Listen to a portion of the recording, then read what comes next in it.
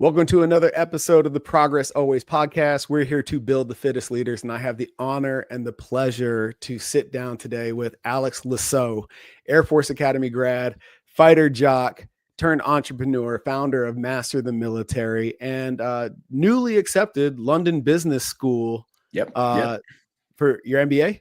MBA. Yeah, man, dude. Congrats on that. That's no small feat.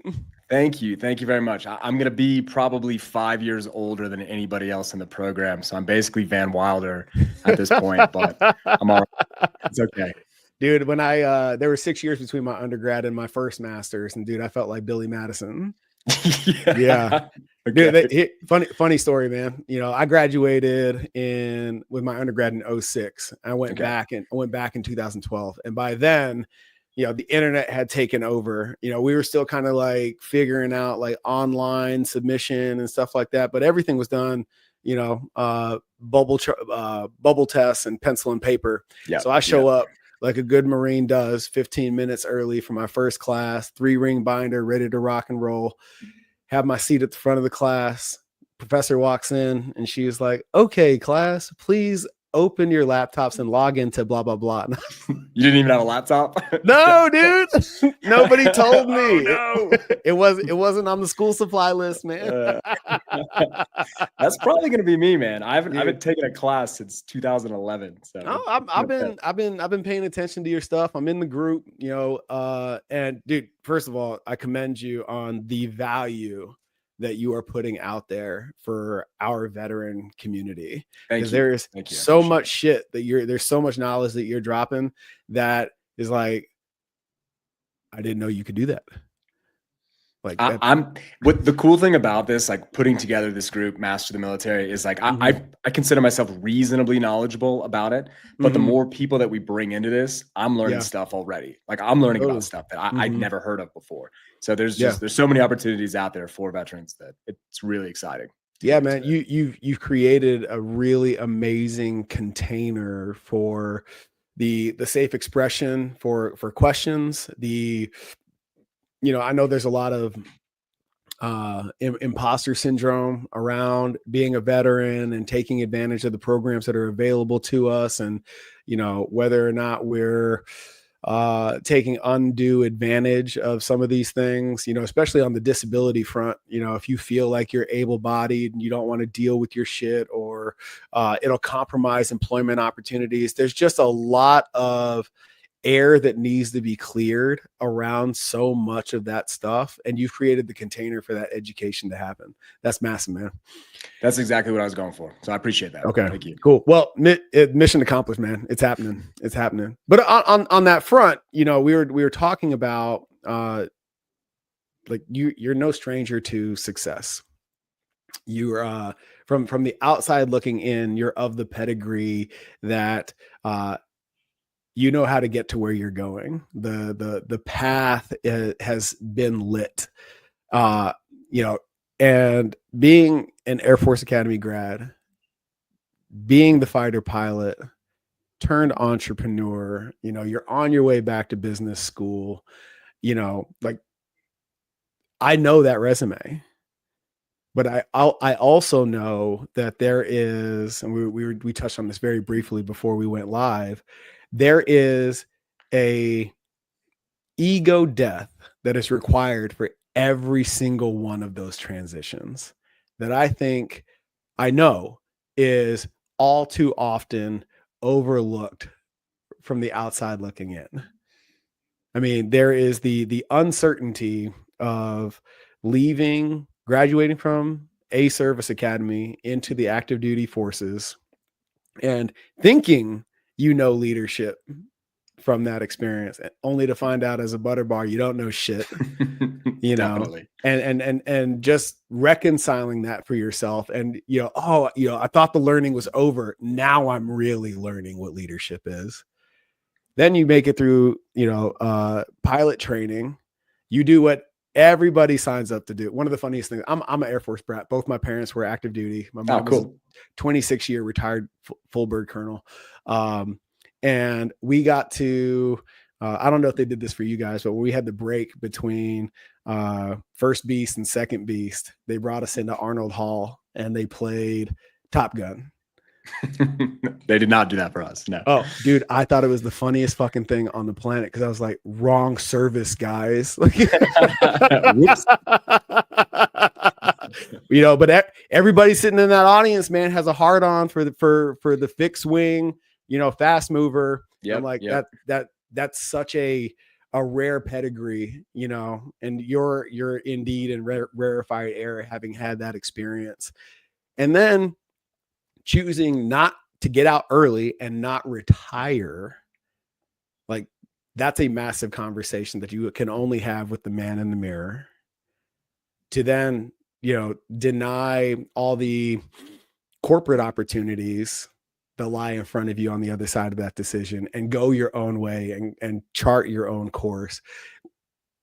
Do any one of those transitions specifically stand out as any more significant than the others?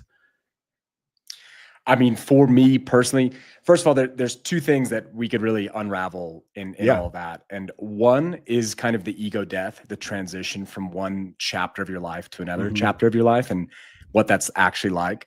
And then two, we can talk about embracing a non-traditional path and not and like forging your own path instead of following the normal procedures type thing. Sure. So in terms of like the biggest transition in my life up to this point, for sure, besides going from a non-parent to a parent, because that's the biggest freaking thing on the planet. That just happened. We've got a 2-year-old and my wife is pregnant, and we've got 1 week and 6 days until baby 2 is here. So woo, congrats, Dad. Thanks, man. Yeah. I'm really sleepy and I'm about to be insanely sleepy again, but it's all good.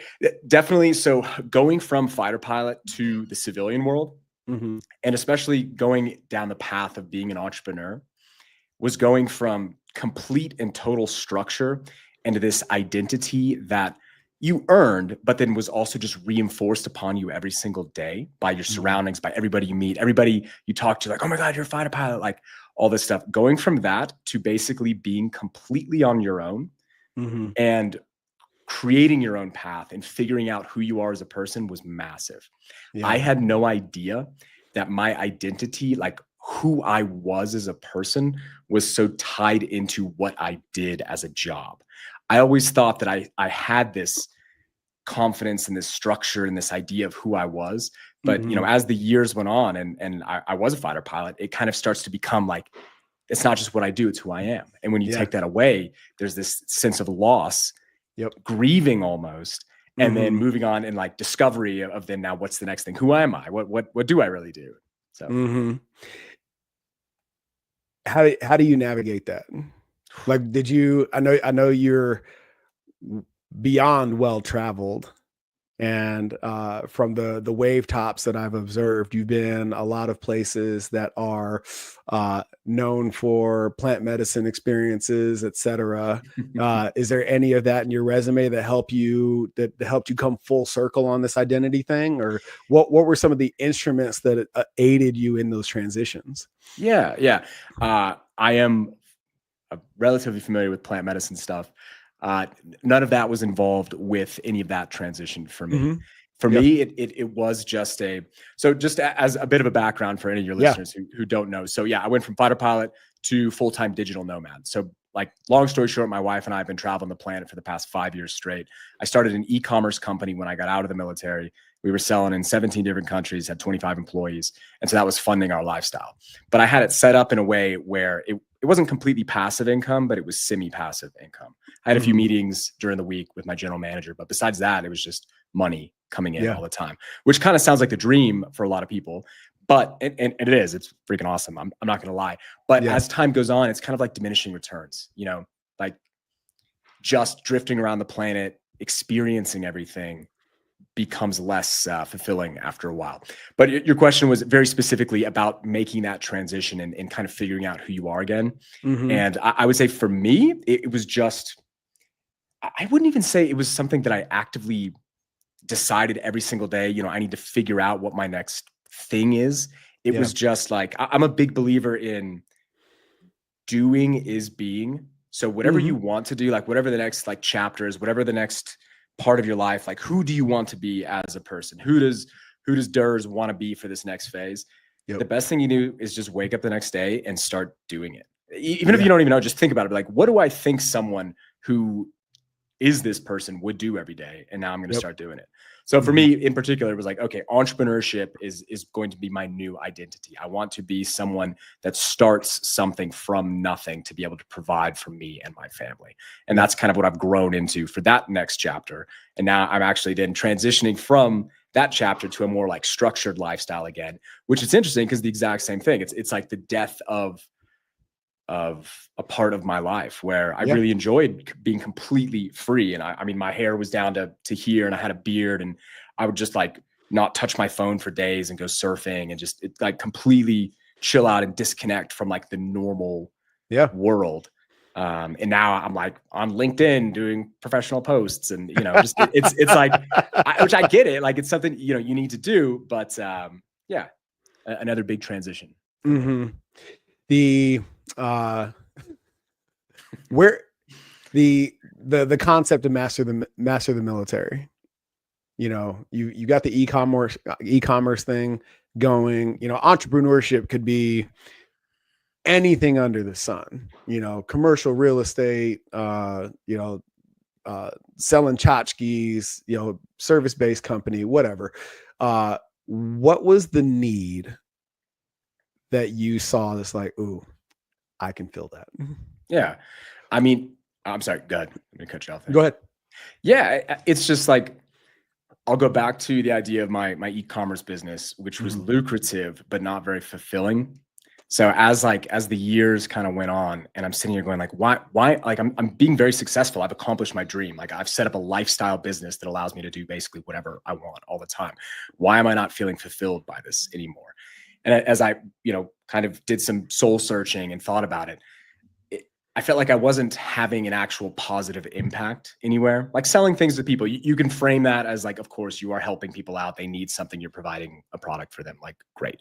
But like selling random products to a bunch of random people online, or you're never going to meet or know anything about, just wasn't cutting it.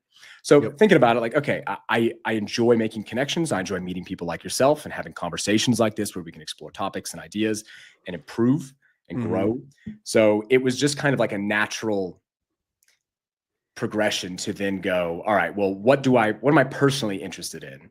And so helping people learn and grow. Awesome. I'm reasonably knowledgeable in veteran benefits already because I've pursued them myself. And like the arc of my life is the beginning of it really started when I started investing in real estate while active duty. It then allowed me to make decisions later on that then led to where I am today. So I understand the power of these things. And then my personal network, like a massive part of my network are military people and veterans because of being in the Air Force Academy and being a fighter pilot and all that jazz. So it just all made sense. So it all came together and I was like, oh my God, like this is it. This is what I want to do because it checks all those boxes. And so far it's been absolutely incredible. We've only been live like 3 weeks and it's already been amazing and just met some incredible people.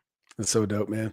I'll tell you what, man, it's on that first call we had, I thought it was hilarious. Cause there's obviously you start with your immediate circle and who knows you. So the group at the onset, it seemed like there's a ton or a predominance of academy grads. Yeah, of course, man. And I'm like, hi guys, I'm Mycal. Hey. I didn't make it, but it's all good, man. Your comment was intriguing to me. It's like, oh, I've never anybody who backdoored their way into the military. This is interesting. We'll have a conversation about that later. So we'll do that. But that where does your how do I want to put this? I know mentorship is big for you, and you've made mention of mentors you've had previous and probably currently. Who introduced you to the ways of money? Where does your financial acumen come from? Yeah, so it really no one did. And that's the problem. If you don't learn from your parents, there's nothing set up in any system out there, in the education system, in college, in the military, to really teach you anything about it. So for me, the whole path started, I had like like when you're going through the fighter pilot pipeline, like all the training, there was a couple different times where one training ended and the next training didn't start for another month or so or something like that. Right. So they give you some BS job on base making popcorn or whatever like that. So I was in like one of those in-betweens and I was just sitting around twiddling my thumbs like, okay, like what I want to be productive while I'm doing this. So I started doing some research and I heard of this book called Rich Dad Poor Dad. So I picked up this book, Robert Kiyosaki, and I started reading it, and it just like completely blew my mind. And I'm sure if you're into any financial stuff, like you've read it, and I'm sure a lot of your audience has as well. So you get it, but that's what started it. And then after that, it was just all completely self-taught. Okay. And then along the way, as you get into it, you start meeting other people and speaking with people that are farther along the path than you are, and you start learning. But off the top of my head, I actually can't think of any one serious financial mentor that like really helped me out along the way. And I think that's another one, like one of the reasons why I'm so fired up to put something together very specifically for veterans and military people, because we have these very unique programs that nobody else has. Right. And so that then I can end up, many years from now or whatever, being that guy that I wish I had when I was younger to help speed things along. Dude, that is everything. And I think that's true of anybody that finds themselves in a role of coach and mentor. There is a large part of it, no matter where you're at in the journey, you're providing the guidance that you didn't have. So you're almost a conduit communicating to a previous version of yourself in the vessel of another human being. If that makes sense. That's a great way to think. But yeah, absolutely. It's like, oh fuck, I was you, and this is what I would have told myself way back when. Yeah, 100%. And you brought up this question. I definitely wanted to make sure I asked you where, in terms of your perception, your outlook on finances, which end of the spectrum are you on? Dave Ramsey or Robert Kiyosaki? You answered it. But oh yeah, 100% Robert Kiyosaki, 100%. But what I will say though is like people on each end of those spectrums really judge people on the other end. They're like, yeah, these people are idiots. They don't know what they're talking about. I think there's depending on who you are as a person, you should follow one or the other. There's a lot of people out there that don't need to be investing in real estate and don't need to be leveraging themselves. Like I meet people like that all the time. I'm like, dude, you should just pay off all the debts you have and like cut your credit cards up and never use them ever again. Like there's a lot of people out there like that. And that's why Dave Ramsey is great. Right.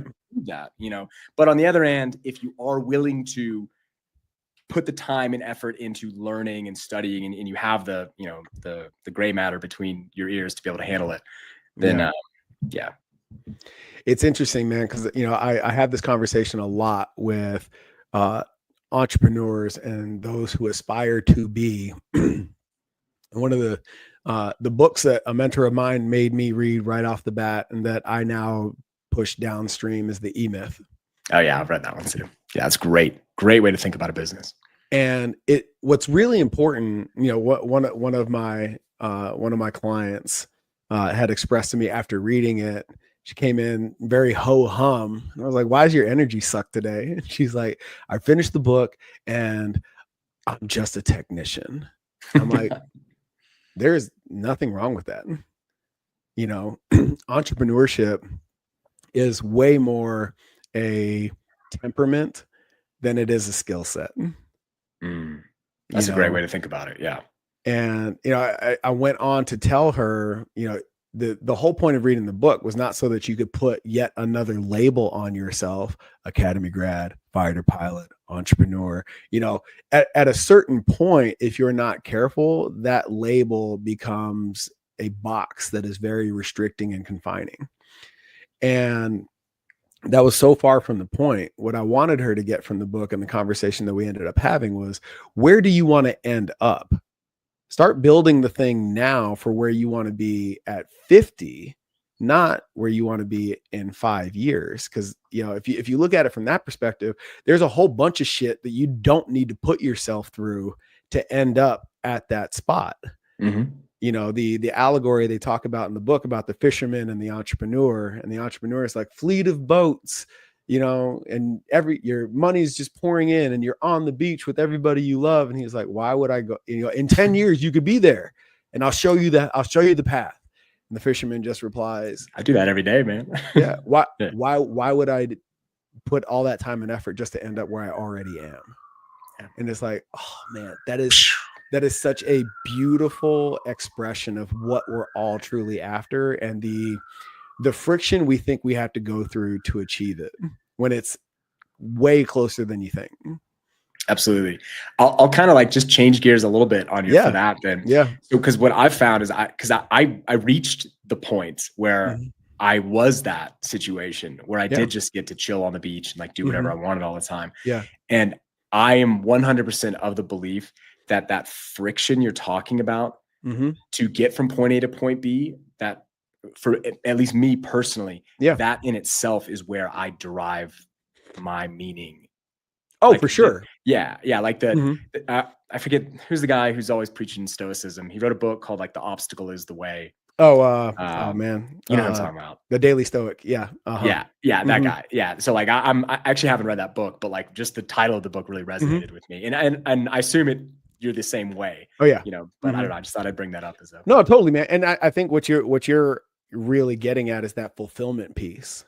You know, that fisherman in the story is still introducing, going out and doing the thing every day. each and every day. So the friction exists, but all the ass pain and uncertainty and all the other things that come along with the picture the entrepreneur was painting, it's like that's so unnecessary. I'm already fulfilled.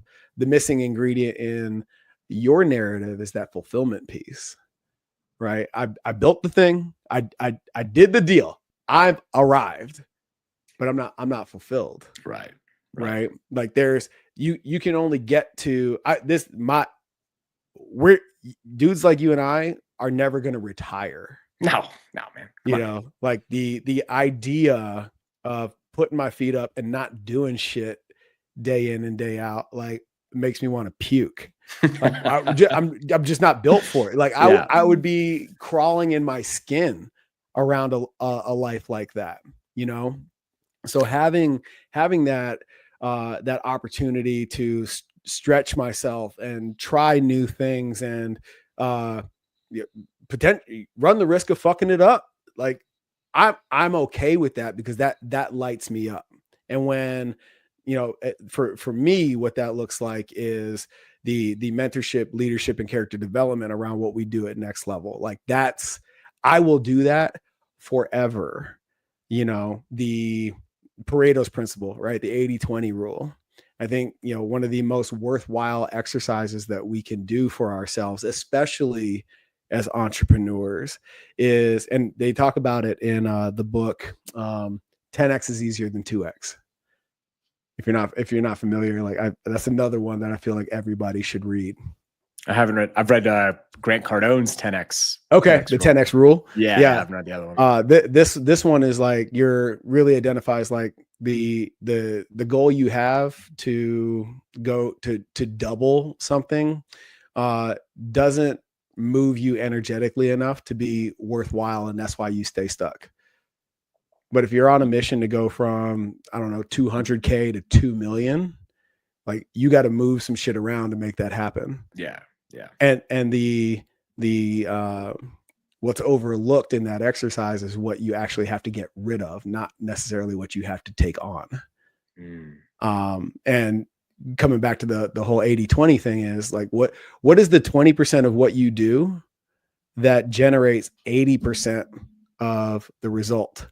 And then how do you need to manufacture your existence so that 80% of your time is spent in that 20%? 20%. Yeah. And dude, it was like, oh fuck. That's the game, And what's interesting, going back to the ego death of it all, there's a piece of you that you have to leave behind to make that happen. And you have to be willing to create the space to unpack that awareness. And that's the part that these chairs aren't built for 240. That's the part that's so underrated is, I did a workshop for a group of 20 psychotherapists and counselors. Okay. And, you know, I was speaking to them with regards to the tie-in between mental health and physical wellness, and showed them this hierarchy of our states of being: physical, emotional, mental, and spiritual. And the physical practice and their perception was move more, do more. It's like, part of your physical practice is also the ability to just sit fucking still. Right. And that is the hardest part for so many people. We're so fucking busy, we don't give ourselves the opportunity to figure out what that 20% is. And we now we're just on the hamster wheel. Yep. Right. You know what? I've had a good run in the uniform. I'm at 12 years. It just makes sense to do 20. Right. That's the behavior that is born of that restlessness. Things like that. You stick with shit way longer than potentially necessary because you haven't created the space or the container to actually give it some thought as to what you actually want. Well, I think that's something in particular for military people that's really challenging because we are so busy. Like, that's it, man. That's life every day, hardcore, you know, like hacking the mish, man, back, again and again and again. So there's very few people that even have the opportunity to just like go and chill and have some space like you're talking about. I was really lucky. Like, I knew years in advance that as soon as I could get out of the military, I wanted to, and I wanted to pursue a non-traditional path. Okay. But I had a couple really cool experiences that I guess I was able to like take that space and think about it and really reflect upon like my path, my trajectory, you know. Dive in, man. Yeah. Yeah. Well, so I mean, I'll say the two big ones that come to mind right at the top of my head is one, when I was at the academy, I did a semester exchange to a civilian school in Mexico. So I went from haircuts and marching to going to normal college in a country with very relaxed laws, I'll say. So as a 20-year-old, that was awesome. You know, it's just really good, like getting out of that military environment and kind of seeing what the rest of the world was like. There were a bunch of other international kids in the same program with me. There were very few Americans. So I went from just being surrounded by people that all thought the like reason. Of course, there's a lot of diversity and like people think different ways in the military, but everybody has the same mindset. We all showed up at the same place to do the same thing. Right. So one, just getting to have that experience and seeing what the rest of the world was like. A. And then B, I had this other really, really cool experience where same thing. I had 2 training dates where I had nothing in between for almost 2 months. I got picked up for this Air Force program where if you speak another language, so I speak Spanish because of that semester in Mexico, and they'll send you every year down to a Latin American country just to like rehack your language proficiency and to immerse yourself in the culture as much as possible. So they like put us up in a high-rise apartment in downtown Bogota, Colombia, and we just like took classes at a local college. But I had a month on the front side of that. So instead of just like chilling out or I don't know, you know, going to Sandals in the Caribbean or I don't know, whatever people do, you know, I booked a one-way plane ticket down to Costa Rica and I spent a month backpacking through Costa Rica, through Panama. To get from Panama to Colombia, there's no land way to do it. It's too dangerous. There's like rebels and all sorts of crazy stuff. So you have to take these little boats where you like island hop across, ended up in Colombia and then like backpack through Colombia to where this TDY actually started.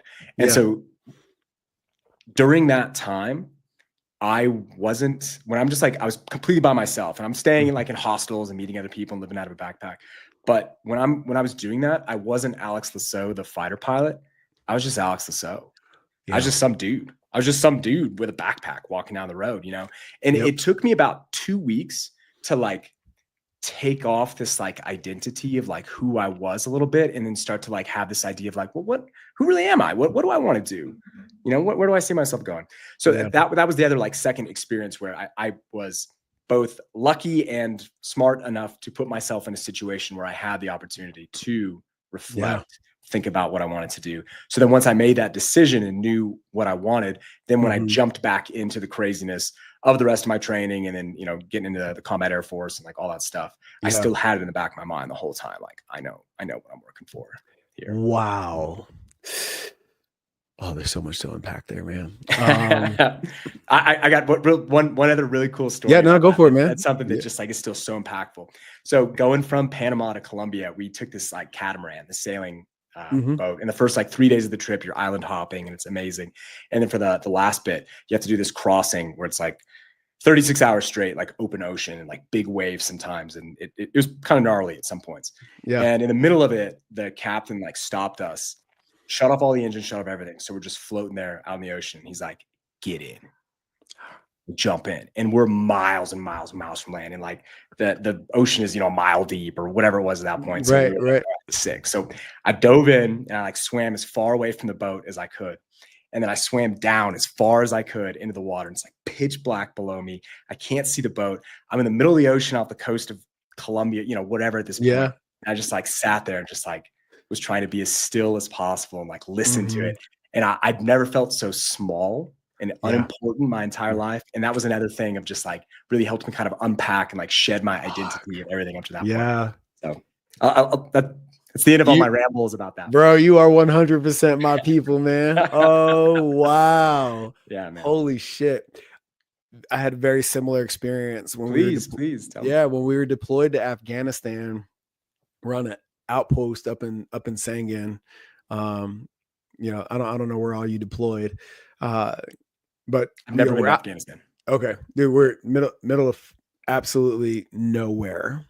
And there's no light. It'd been forever since I've been in a place with like literally no light pollution, and there is nothing that will make you feel more minuscule than being out in the middle of the desert at midnight when, the ground beneath you is lit up like you're under luminescence, and just seeing every star in the galaxy. And I was like, it's humbling. Oh, dude, like just that's the universe, and we're just the ants, and those are experiences that I 100% like Jones for now. Not the combat part, but just not rocking around Afghanistan. Yeah, sure. But being out there, man, and just like it's infinite, and it's like, okay, like tomorrow's gonna come and I get to choose. Yeah. Like for some reason there's some like cosmic connection that I've made with those experiences and the ability to choose your way into a new situation. I haven't done a deep exploration as to like how I made that connection or what the significance is, but it's like, the universe is so damn big that, I could lose it all tomorrow and it'll be okay. Just like the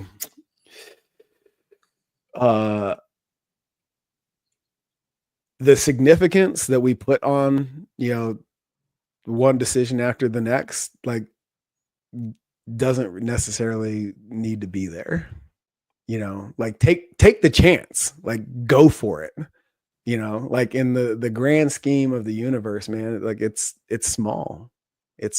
So like that thing that you're making monumental, stop being a fucking afraid. Go for it. I think what someone needs to do, if you're of that type A personality, like hard charger, like let's get it, always create and always trying to grow, always trying to improve.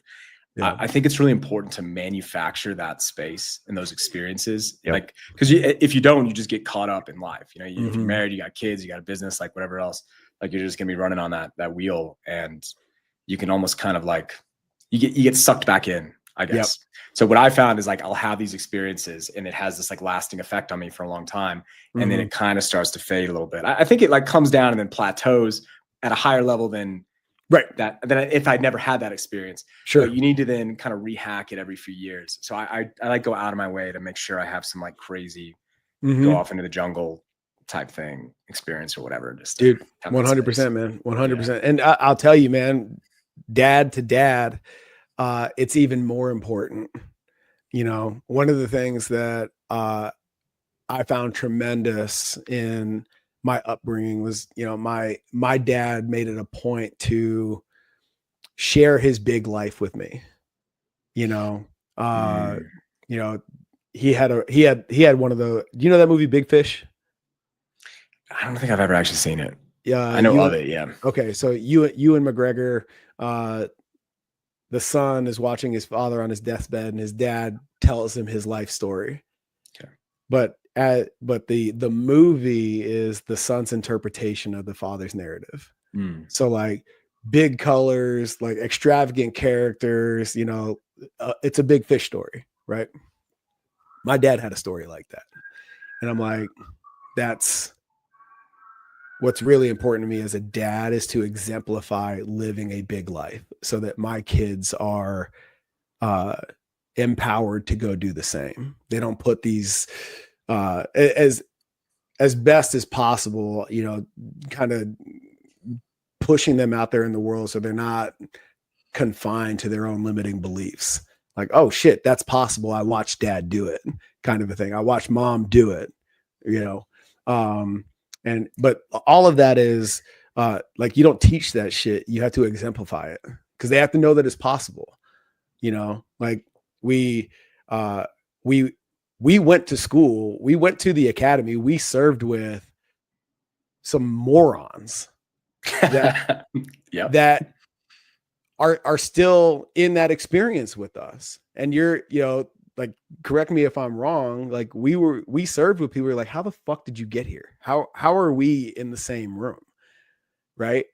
But they, through a lot of them, some of them are legacy kids, you know, like they know what the pipeline looks like. They know where the tripwire is. They watch their parents navigate the thing, you know. It's almost hardwired in them, you know, that like that's their foundation, that like they can only fall that far, you know. And that's something I don't think we talk about enough as parents is trying to set that foundation as high as possible so that they can only, you know, like you know, you study money and finance day in and day out, you know, like when you set that floor appropriately, like the you know, the floor is still higher than most who don't have that awareness. How old are your kiddos?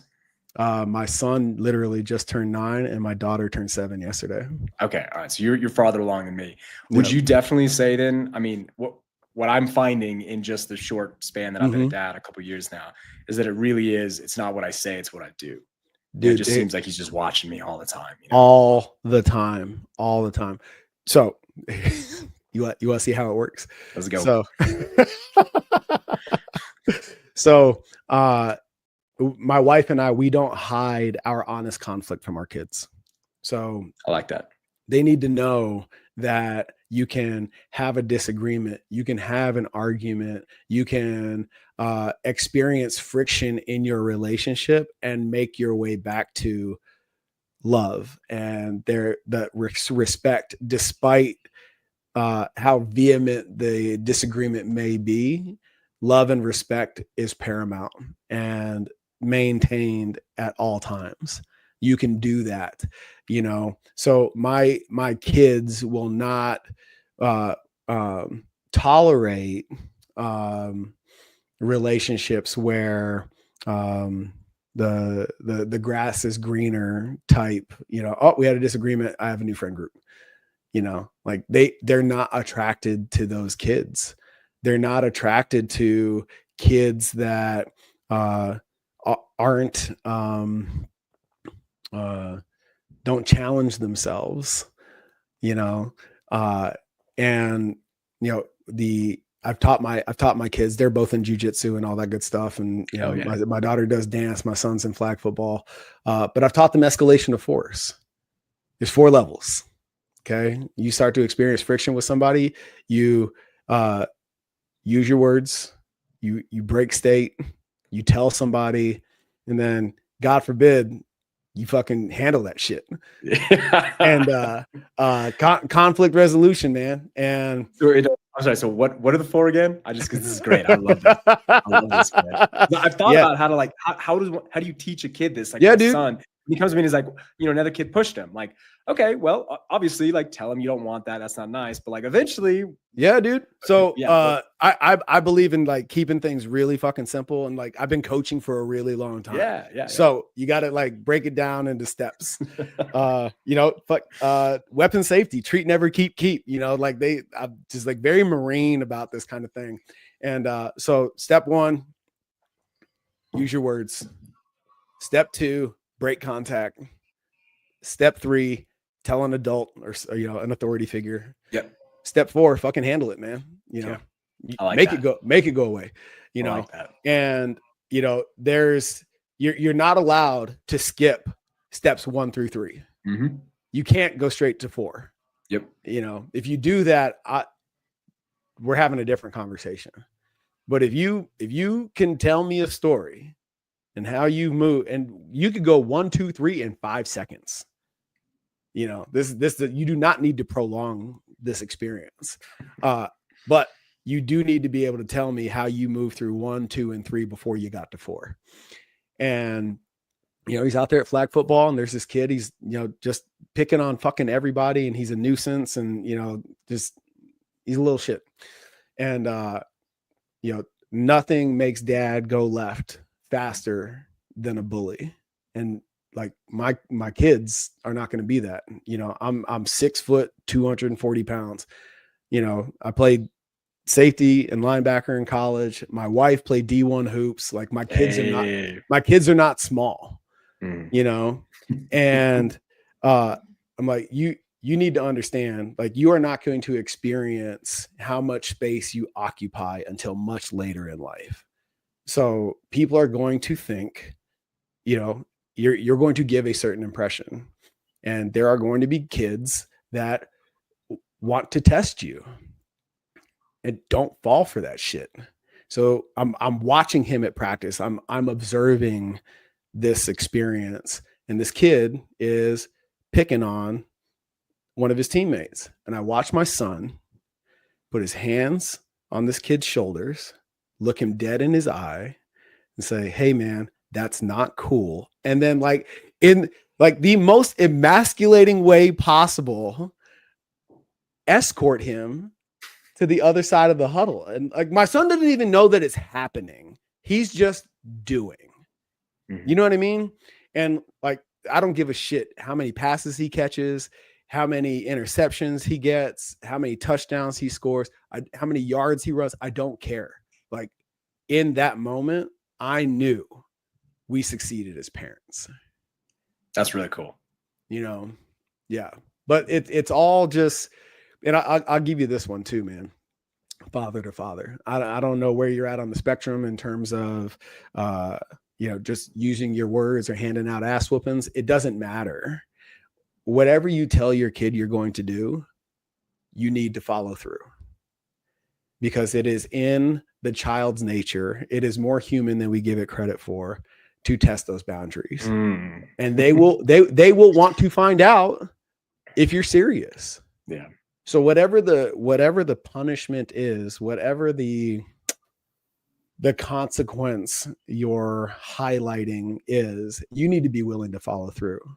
So don't tell your kid you're going to whoop their ass when your limit is raising your voice. Because as soon as they find out that dad's not serious, you're done. Yeah. It's game over, dude. It's game over. So, we're just getting into that phase with, he's like 2 years and 2 months old. And now he's testing those limits, man. Everything, every day, every morning, everything I say for him to do. Yeah. No. Or, that's your son, dude. Yeah. That's cool. That's the divine masculine doing what the divine masculine does.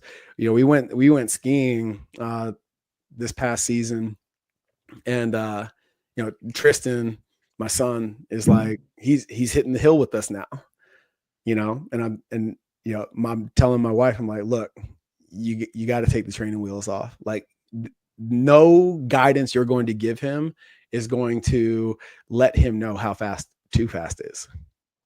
He's just got to do it. He's got to whether you like it or not, he's going to have to figure that out for himself. And sure enough, man, fucking 2 runs later, ass over tea kettle, Yeah. yard sale. And it's like, hey man, you good?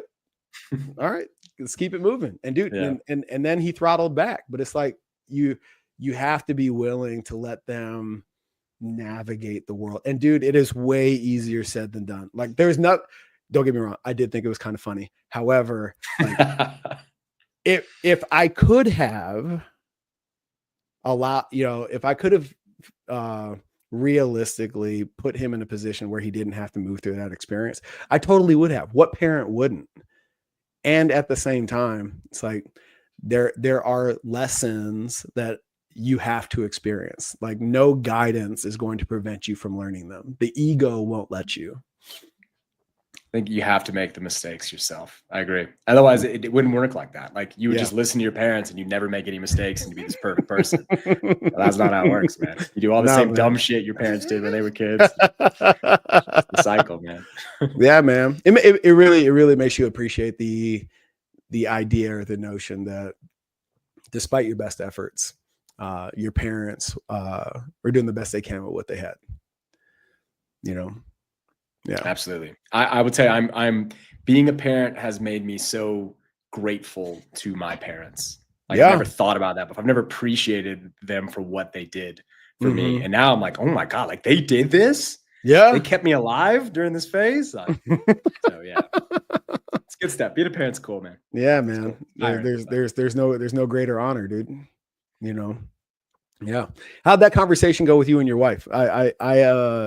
I walked into my relationship with my wife and I told her when we were dating, I'm like, look, as soon as you say I do, let's get pregnant. Cause like, that's why you get married, not to date some more, but to start a family, and we've, philosophically, like, I don't care where people lie on that, in that regard, but that really set the tone for us to have courageous conversations throughout the 10 years that we've been married. And just, if it's on your heart, if you're feeling some type of way about it, say that shit. Yep. And make sure that whatever you need from this relationship, you're getting.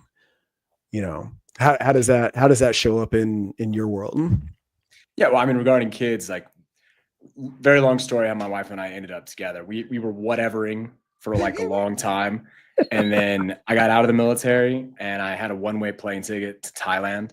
And so I ended things with my then not even girlfriend. We were just whatever. Flew to Thailand and I was there for 2 nights and went, oh man, I messed up. So I flew all the way back to London, showed up in London in winter.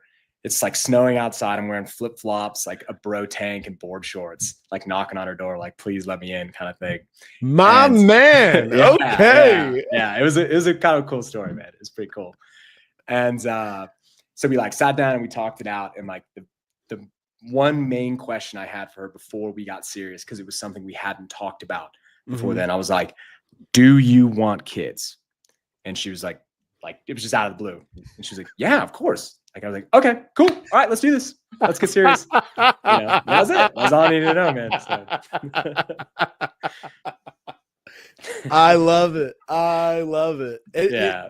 Is it funny to you, like that? It seems you seem to be in a very happy marriage. I'm happily married. Is it funny to you how, like, as obvious as having that question answered before you go any further, how often people don't talk about that shit before taking it further? Kind of like you and I were just talking about, where nobody teaches you about finance. Like if your parents don't teach it to you, nobody will, kind of thing.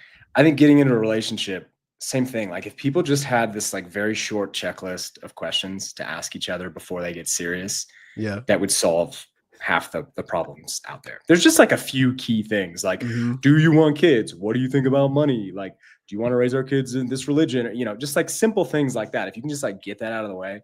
Whereas I feel like most people, they're simple, but they are sometimes hard questions to ask. And when you ask them, they're scary, because you can find out something where, holy shit, this relationship might not work. But the problem is, so most people just go, ooh, we're just not going to talk about that. So I know people that have been in a relationship for years, and I know one of them wants kids and I know the other one doesn't want kids. And so they just don't ever talk about it. And I just, as time goes on, I know one person's getting really bitter about the situation. Yep. And so they're on a trajectory for just an absolute disaster. But totally, man. Yeah. It's crazy. Professionally and personally, like, the adage of how you do one thing is how you do everything. It's really important. My team is now moving into that season of life where, they're making relationships permanent and they're looking at marriage and doing the whole thing. And it's like, it's really cool. As a parent, looking at that experience and them coming to my wife and I and asking us those questions.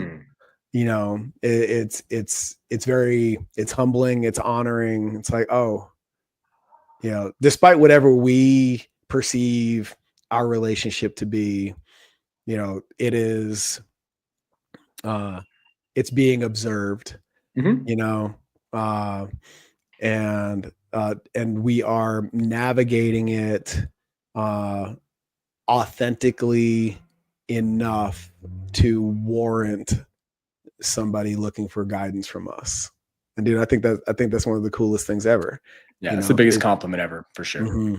Yeah. If you ever want to assess, how well you're doing in life, I think a good metric is how many people are looking to you for guidance. That's a great way to think about it. Yeah. I'll tell you though, right now, with my wife being 38 weeks pregnant, she does not think I'm very funny. She does not appreciate my jokes, and her patience is real thin right now, man. I'm walking on eggshells. Oh yeah, man. It's like, what do you need, babe? What do you need? I got you. I got you. Anything. Yeah, you need me to get. I need to make a run. Okay, I got you. Whatever. Oh, for sure, man. For sure. I remember all that, dude. I remember all that. One of the coolest things I'll never forget is when my son never dropped. Like, if it was up to him, he'd still be in there, and my wife goes in for the 40 week, and he's like, he's going to be twice baked before he comes out, and it's like, you want to have this baby today? My wife calls me. She's like, what are you doing? I was coaching football at the time. And it's like, I'm on my way to practice or whatever. She's like, you want to have a baby? I was like, guys, you got the gym. Figure it out. It's moments like that you find out what's really important. It's like there's no two ways about it, man. I'm choosing family over everything else all day, every day. It's like there was that. Now, on the other side of that experience, it's like, well, there's no question anymore. That's awesome, man. That's awesome. Do you know what you're having? Nope. No, we're not finding out this time. We're waiting. Oh, shit. Yeah. We found out with my son, and this time we're deciding not to. So every appointment we go in, we make sure to remind the doc, like, hey, do not tell us. Yeah. And it's sweet. We're actually doing this whole process in Mexico. Okay. The baby's going to be born in Mexico. And the level of healthcare that you can get here, if you pay out of pocket and you've got a little cash to throw around, is like absolutely insane. So, I mean, like, we're friends with my wife's OB. Like, she goes out and she gets coffee with her. Like, we've been out for beers with her before. She can just text her any time of day, just pop over to the clinic. It's like 10 minutes down the road. It's really, really cool. Wow. Yeah. I admire you, man. I couldn't do it. I had to know. Yeah. Cool. I'm very zen about it. I'm 100% convinced we're having a girl. I just know it. I feel it in my dude. I will tell you. What they say is true. Every man wants a son. Every man needs a daughter. Dude, my daughter's my ace, man. My son is my mini me. Yeah, of course. Of course. But my daughter, man.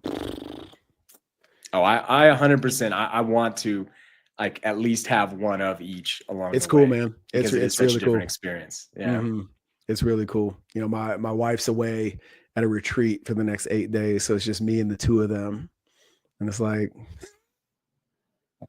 They both shed a tear when mom left. Yeah.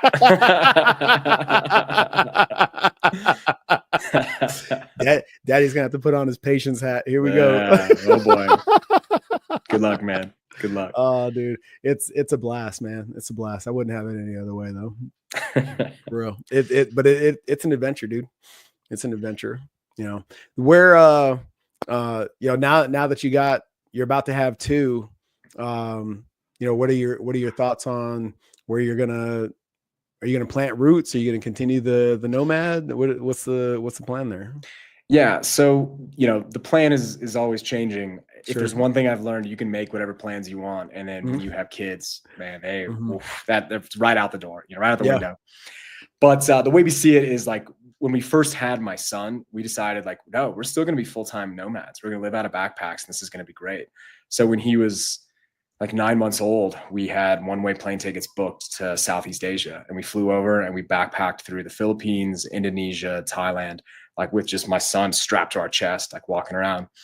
And then he got to the point where he was wanting to walk and he was always needing to go different places. And it became less fun. So then we realized we kind of need to shift. So the idea right now, obviously we're going to be in London the next couple of years for this MBA program. And my wife's from the UK. So we're close to her parents, which is sweet. Yep. But then after that, like we still think that like a kind of semi-nomadic lifestyle is what's going to keep us fulfilled. Yeah. If we're anywhere for more than about 3 months, like I kind of start to get antsy. Like, wow, I need some change. Like I need some variety, something different. Yep. So the way we're thinking about it is like, I'll throw out the example of what we've been doing for about the past year, which is having 3 different bases around the planet where you kind of have stuff there, you have stuff set up so you don't need to completely restart your life every time. But right now it's Dubai, London, and Mexico City. So we'll go hang out in one of those for about 3 months, and then we'll go to the next one, hang out there, and then the next one we'll hang out there. And then in between, we'll go do a month, like cool trip somewhere, like down to Africa or go sailing or whatever for something. Now, I mean, we're saying all this, like we're still a few years out from having to figure out like legitimate schooling. Yep. What I will say is there are enough people now that are actually doing the lifestyle that we're doing is that there are solutions to this. There's this whole concept called world schooling. Okay.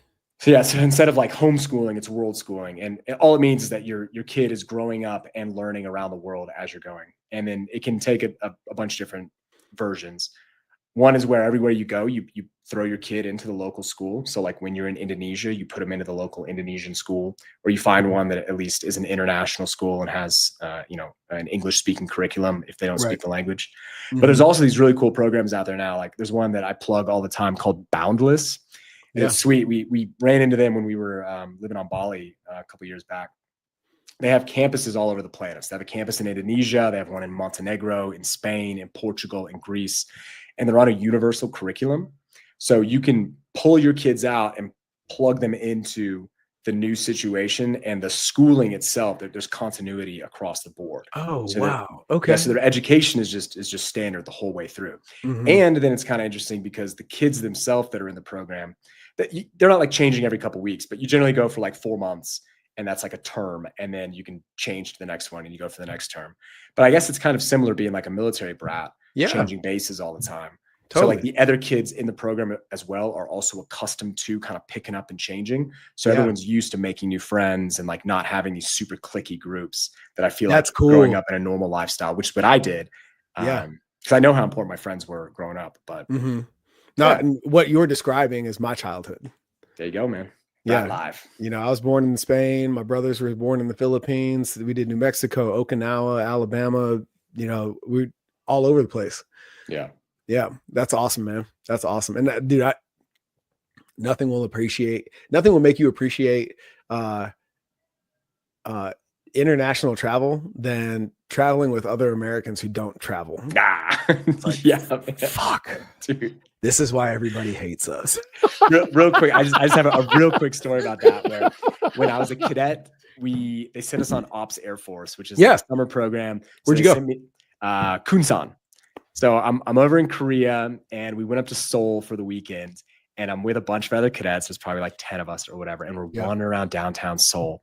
And I'm like, all right, dudes, like, let's do this. Where are we going to go eat? Like, what crazy Korean bulgogi barbecue, whatever. And these motherfuckers see a like Chili's or whatever, an Applebee's, and they were like, yes, oh thank God. And I lost my mind. I was just like, we are on the other side of the planet, and you want McDonald's? Yeah, what the like, fuck? bro, come on, man, come on. And that's what they wanted. So I spent some time by myself, man. I bet. Yeah. Oh, that's so great, man. That's so great, man. This has been an honor getting to know you, man. I really appreciate the initiative with Master the Military. Go ahead and give it a plug, man. Where can everybody find out and learn from you and dive into the community?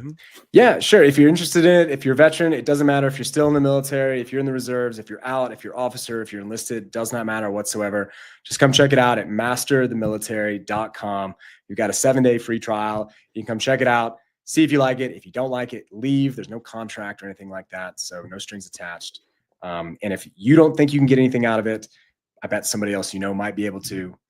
So just spread the word. Hell yeah, man. That's it, man. Durs, thank you very much. I appreciate it. 100%. Great getting to speak with you. Man. I'm looking forward to to more. And we'll keep growing that community because what you're doing is awesome. Let's do it, man. Rock and roll. Until next time, guys. Progress always. See ya.